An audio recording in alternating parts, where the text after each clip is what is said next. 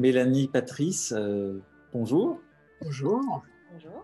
Merci de nous donner un petit peu de temps pour cette rencontre aujourd'hui avec Marion. On est très heureux de pouvoir discuter avec vous, de faire un petit point sur les conseils qu'on peut donner à des game masters, des gens donc, qui vont diriger un jeu escape game et qui vont accompagner les joueurs, à la fois préparer en amont le jeu, mais surtout la partie qui nous semble la plus délicate, c'est l'accompagnement des joueurs, à la fois la dimension de direction et la dimension de conseil, de facilitation, d'aide, plus ou moins directe, plus ou moins visible pour les joueurs.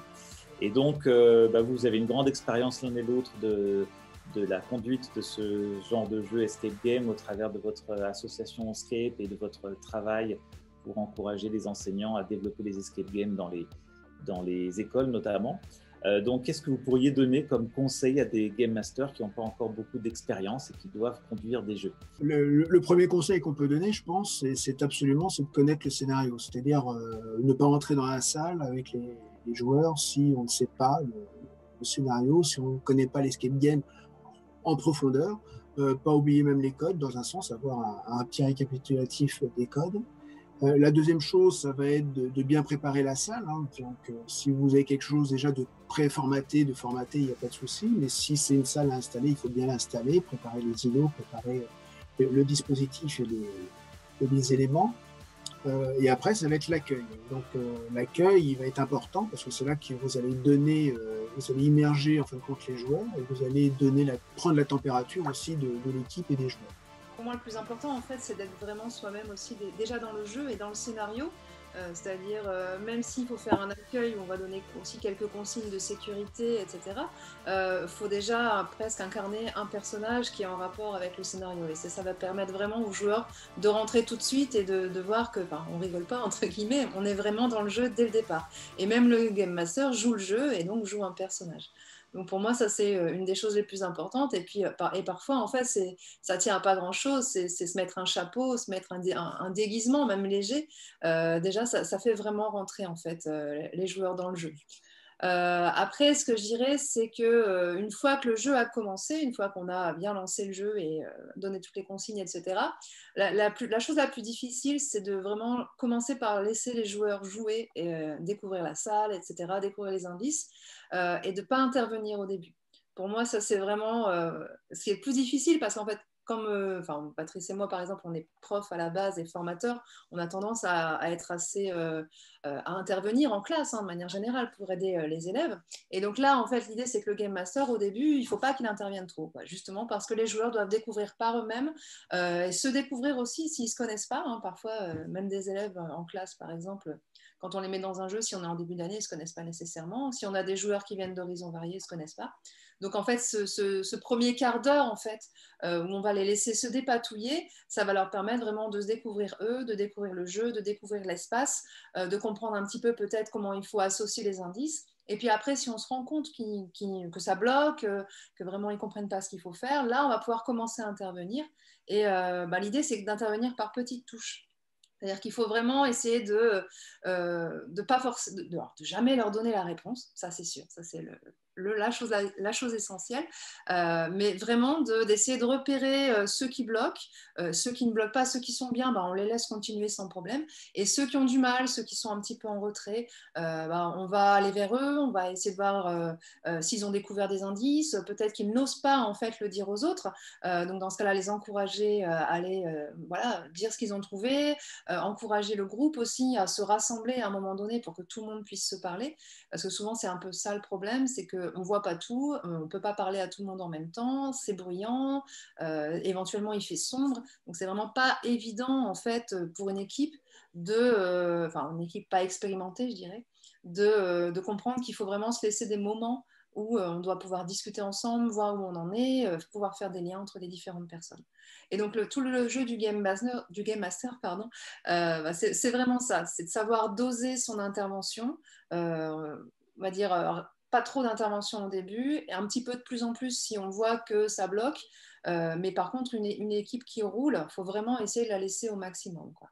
Donc c'est ce regard un petit peu distant et d'être sur le côté, voire même en arrière, et n'intervenir que vraiment quand il faut pour donner la petite piste, mais toujours pareil, sans donner la réponse, sans donner l'impression que on leur a donné quelque chose, voilà, on les a trop aidés. Faut vraiment toujours qu'à un moment donné, ils se disent ah mais oui, c'est eux qui ont eu l'idée, même si on les a beaucoup aidés, c'est quand même eux qui ont eu l'idée à un moment. Enfin, l'idée en fait qui va débloquer tout le monde. Ce qui est important, c'est de pouvoir de dynamiser le groupe, c'est-à-dire que réellement, même au début, comme dit Mélanie, on les laisse prendre leur marque et découvrir, mais on peut tomber sur des groupes qui ne vont pas fouiller, donc il ne faut pas hésiter quand même à intervenir à ce moment-là et dire allez-y, fouillez, etc. Inciter les gens aussi à donner leur réponse, comme a dit Mélanie, et de temps en temps, quand on voit que les différentes équipes, enfin, les différents binômes du groupe sont un petit peu perdus, à ce moment-là, de penser à les réunir, à dire on fait un bilan, on essaie de voir ce qu'il y a. Mais ce n'est pas nous qui intervenons, enfin on leur dit, mais ce sont eux qui disent on a vu telle chose, on a vu telle chose.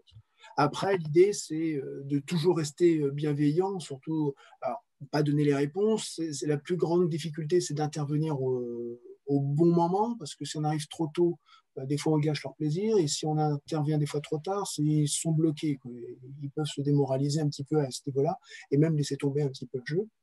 Et donc, c'est réussir à arriver au bon moment et toujours avoir ce côté agréable, faire pourquoi pas de l'humour si on veut, hein, ou rebondir sur des réactions de certains joueurs, mais rester toujours bienveillant et avoir un plaisir, parce que c'est quand même un réel plaisir de jouer, mais aussi de les voir jouer. Donc, je pense que ça, c'est l'un des commandements aussi qu'on donne, c'est vraiment de garder ce plaisir en mémoire et de prendre du plaisir et de donner du plaisir. Et puis après, toute la dernière phase, c'est en fin de compte, c'est après le jeu. C'est-à-dire quand ils ont gagné, il faut intervenir, leur montrer qu'il y a quelque chose. Si le jeu lui-même ne le permet pas de montrer qu'il y a une fin caractéristique bien marquée, ben là, il faut intervenir en frappant les mains, bravo, vous êtes les plus forts, etc. Et il y a après tout le débriefing, c'est-à-dire toute le retour, on va dire, au réel, et réexpliquer un petit peu les énigmes, les rattacher aux notions que l'on veut faire passer dans un escape game pédagogique. Et là, vraiment, c'est une phase aussi importante.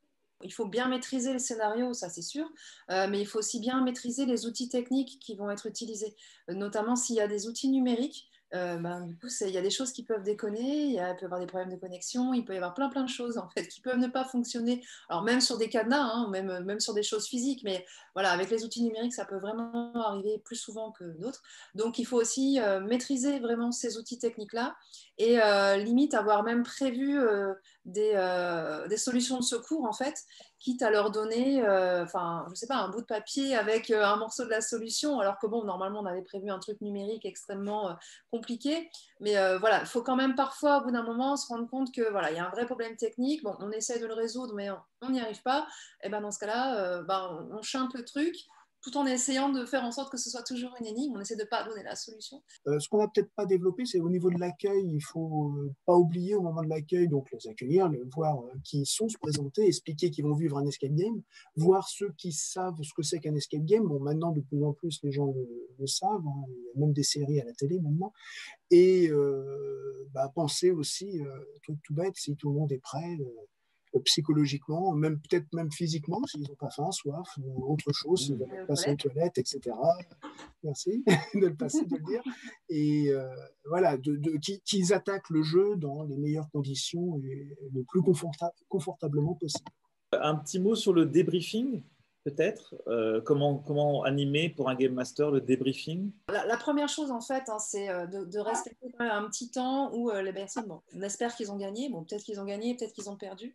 Mais en tout cas, ils ont, ils ont vécu beaucoup d'émotions. Ils ont besoin un peu de se défouler. Ils ont besoin de parler. Ils ont besoin, voilà, parfois d'exulter. Enfin bref, il faut quand même laisser au moins 5-10 minutes comme ça où ça va être un peu le bazar et ça va beaucoup discuter dans tous les sens. Donc, vraiment laisser relâcher les émotions de manière générale.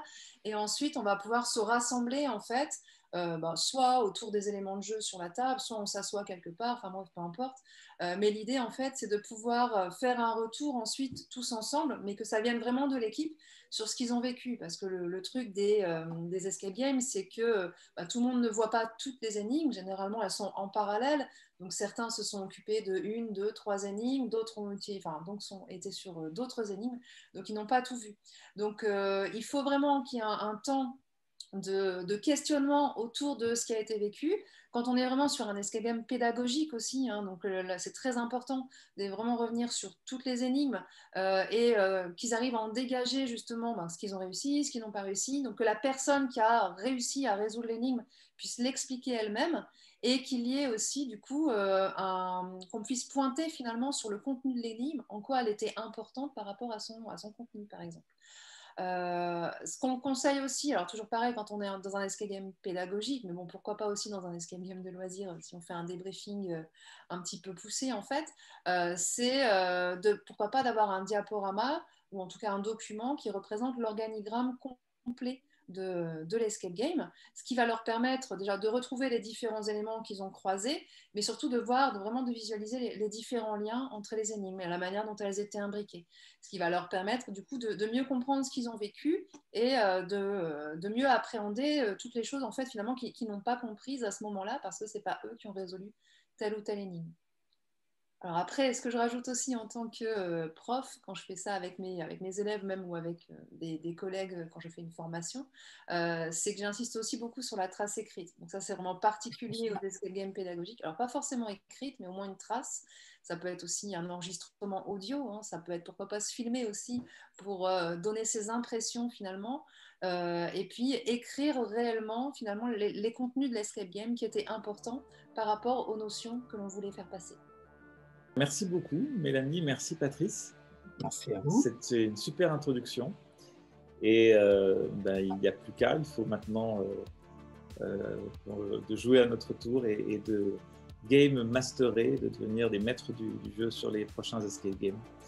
Et je rappelle que donc, sur le site de Scape, on peut trouver beaucoup d'informations qui permettent à la fois de jouer à des escape games, d'avoir des accessoires, des goodies, des choses complémentaires pour vos escape games pour les rendre plus intéressants, plus interactifs, plus fun aussi, avec des éléments musicaux, toutes sortes d'éléments visuels et graphiques.